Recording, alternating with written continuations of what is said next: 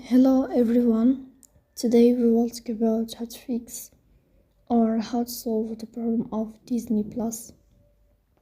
We click on settings. In this page, we click on apps, default apps, app settings.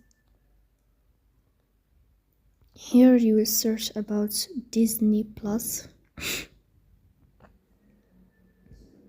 In this list of app info, we click on first stop and we click OK.